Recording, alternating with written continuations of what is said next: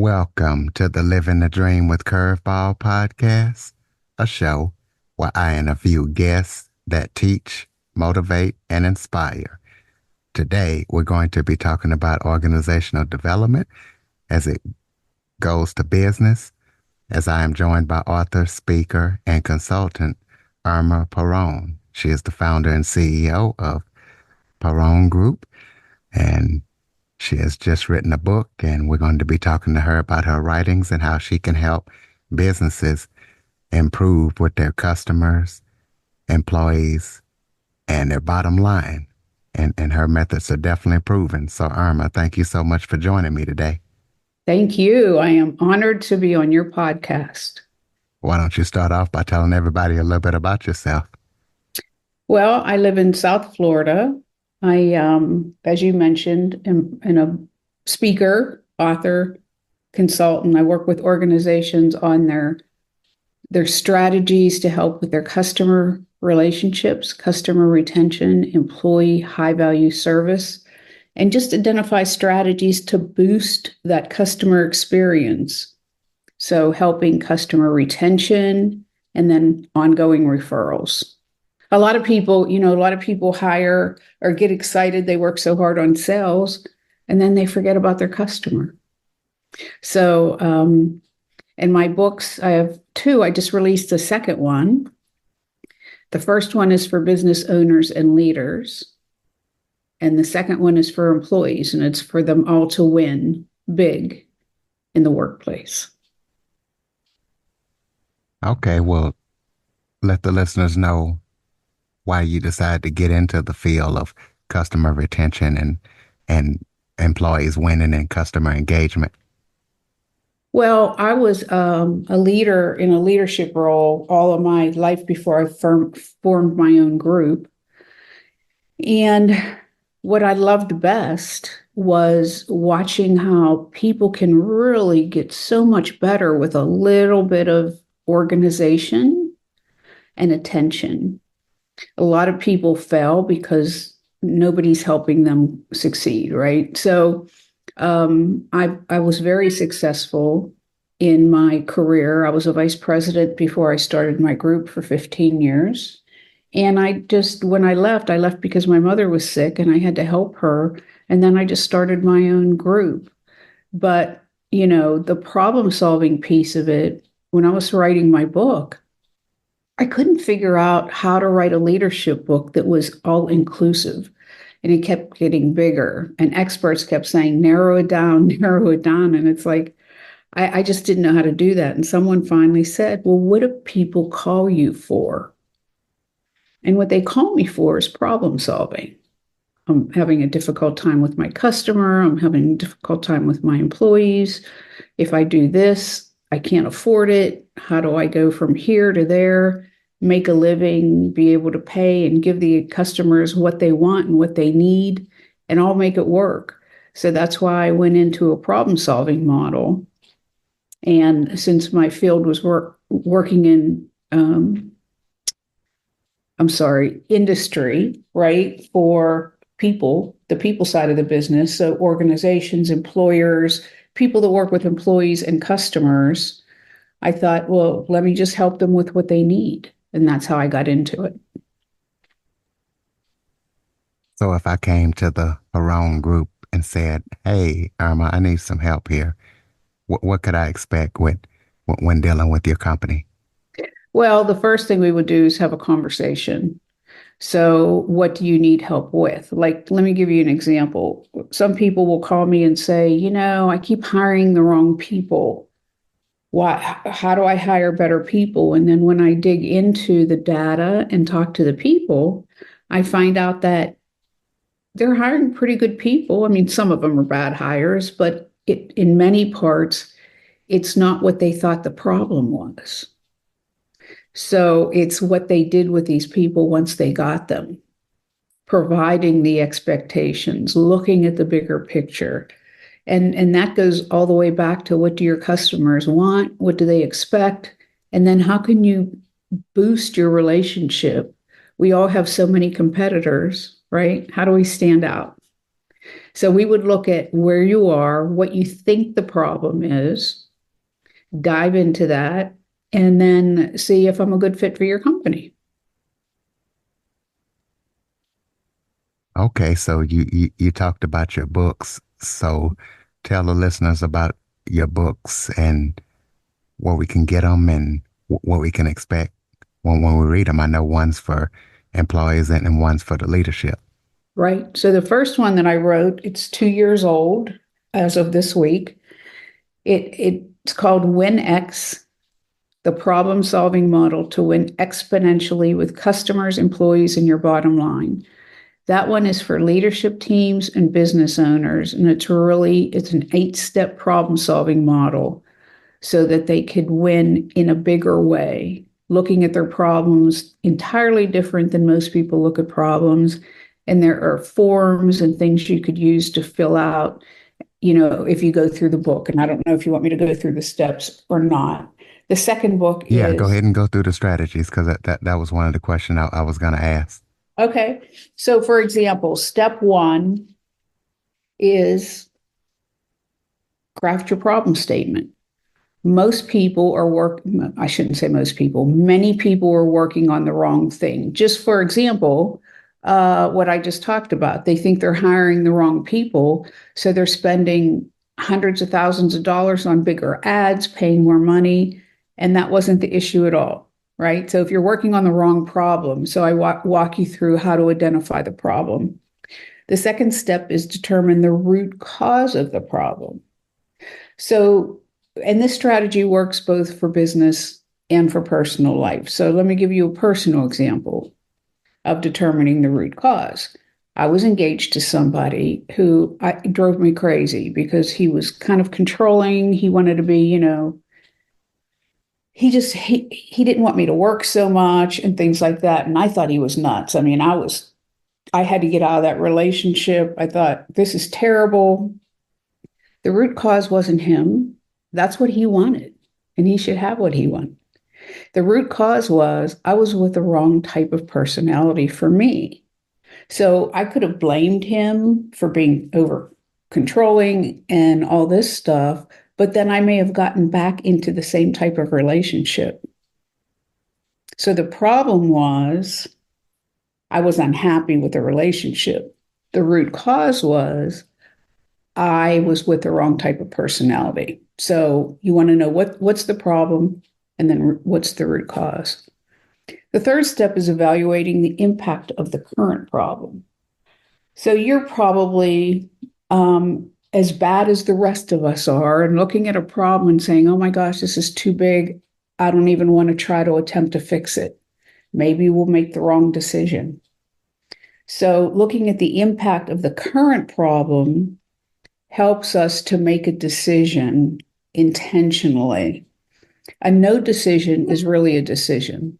That decision is to keep things the way they are. So if I look at a problem and say, if I try this, I'm afraid it'll make things worse. So I just kind of put the problem on the floor and let it continue. That's not what you want to do. So this step helps you go through the current problem and look at it and say, how does it impact the customers? How does this problem impact the employees? And how does it impact the bottom line? So that you could really see how big of a problem it is and understand that a no decision is a decision. So that's step 3.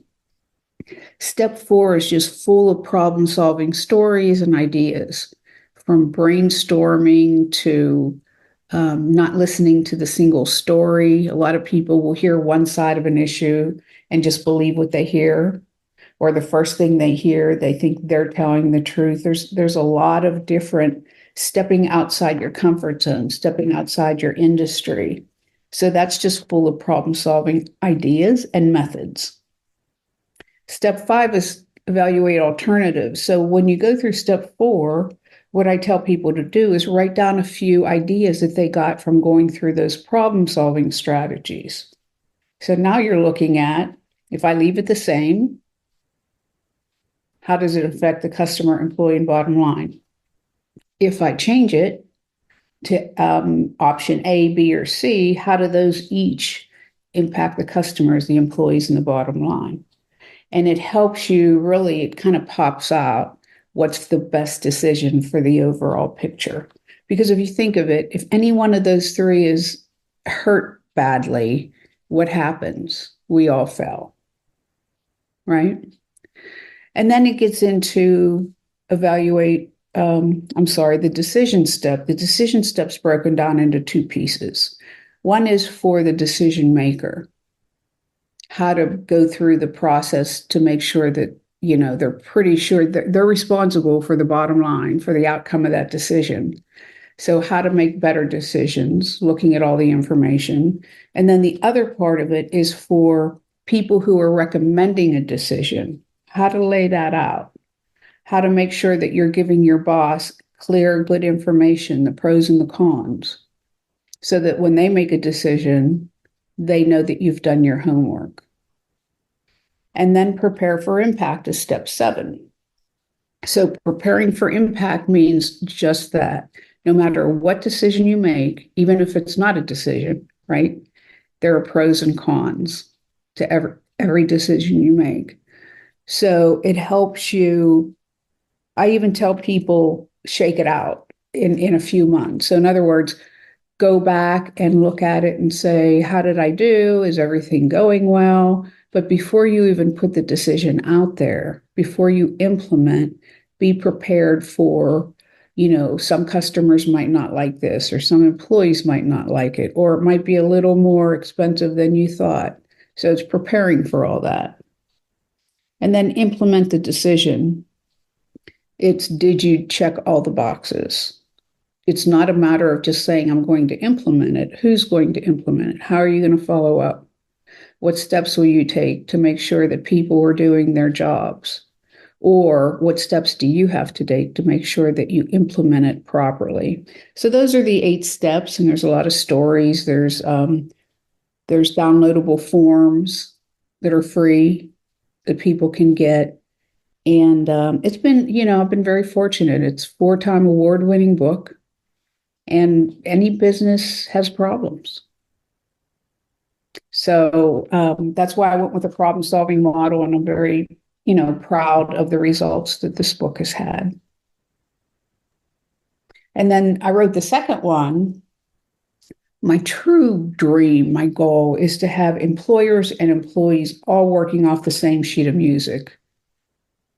So I wrote a book for employees that has the same basic criteria. How is because our employees make decisions every day, and we want them to be successful. So this book is Winx for Employees, the problem-solving model to unlock workplace success. So how can you be successful in your journey when you run into a problem? What are some problem-solving strategies? What if, worst case scenario, you hate your job and you have to leave? Making sure that you're looking at the real problem. Maybe you're the problem, maybe not, but looking at all the data. And if worst case scenario, you do have to leave on good terms. Give a good notice. Leave on the top of your field, because that could impact you later too. It could end up with a bad reference. People in industries know people in the same industry. So it's really a book to help employees be successful, be highly valued by their employer and by their peers. Okay, well, to let the customers know that you have high credibility in your field and all that you're doing, talk about, being recognized by Manage HR. Yeah, so I was quite honored. That was in, what was it, 2022? I was Yep, listed in 2022. 2022. I was listed in the top 10 companies in organizational development. So that was fun. That was an honor. And you know, I don't really think about those things. We have certain criteria and certain standards. And throughout my whole career, all I wanted to do was help people be great, be really, really great at what they are. And that has helped me rise to the top. So I had very good data, very good background. I had, some mentors that were really helpful for me. And so I want to give back and I want people to learn what I learned. What tell us about any upcoming projects that you and your company are working on that people need to be aware of? Well, my my big dream again is to get employers and employees to work together. So what I'm really trying to focus on is how to get in front of stages, in front of employers, corporations, and talk to their teams and do some problem solving work and just get them in the habit of looking big picture. So that's my big goal. I would love to get on a TED Talk or a TEDx to help share this message. And I might write one more book, but I don't want to commit to that. One is for the company and one is for the employees. I'd love to write one if I can get up the energy to do another book for customers, how to get the best service out of your vendors. So I don't know, that might come up. We'll see. Well, since we don't know if you're going to write a book, kind of tell us how customers can get the best service out of their vendors. Oh, that's a longer story. So the first thing you want to do is make sure you understand what the vendors want. Or what the vendor, I'm sorry, you're talking about how companies can get the best out of their vendors? Is that No, what how customers, I guess I rephrase it wrong, how customers can get the best service. Okay, so the first thing is to know exactly what you want. Again, a lot of times when I look at organizations, the customer was very unclear about their expectations. So make sure that you're very clear that you have a long dialogue with your vendors, that you have some proof sources, and then take good care. When you find a good vendor, take good care of them. Be the customer of choice for that vendor. Be the one that they want to work so hard for, so hard. They want to take care of you the most. So really, really understand what you want them to do and then support them. I mean, that's just the easiest way to explain it. Support them, thank them, take care of them. It's not just about your vendors taking care of you. It's about you taking care of your vendors to help them be the best success they can be. Okay, well, so everybody can keep up with everything you're up to, throw out your contact information. So my website is www.paronegroup.com. That's Parone group.com. You can find me on LinkedIn. Those are the two best ways to find me. You can also email me, but if you do, please put a note in the sidebar that, you heard. I get a lot of junk. I get a lot of people trying to solicit. So put something in the subject line that says, met on podcast or something. And my email is irma@paronegroup.com. As for my books, can I give you a link that they can link to? Yep, you sure can. Okay. And that you can also get them on my website. All right, well, close us out with some final thoughts. Maybe if that was something I forgot to talk about that you would like to touch on, or just any final thoughts you have for the listeners. Well, a lot of the work I do is also connecting people on a special, special way. A lot of people just don't say thank you anymore. They work so hard at selling their business and then they forget about their customers. And their customers will be their best referral sources if they do the little things. And there are a lot of little ways. And anybody that wants to get on the phone with me, I can give them some ideas. But, like, for example, I use a card and gift service. As soon as I get a customer, I send a thank you card. I touch base with them. I find out when their birthday is. I reach out every couple months and send a card and say, how are things going? Just don't forget about your customers. Never forget, however you do it, whether it's a phone call, a card, um, your employees reaching out to them, be that person that they say, man, I love Curtis. He's the best. He's wonderful, because it's emotions. Yes, we have to provide exceptional service, but people will stick with us and refer us because they love us. So that would be my closing statement. All right, ladies and gentlemen, ParoneGroup.com. Check out Irma and everything that she's up to, especially if you're an employee, or business leader. And she just put the link in the chat. I'll get her to send it to me and I'll put it in the show notes. Jump on your favorite podcast platform and give us a review and a follow. Check us out.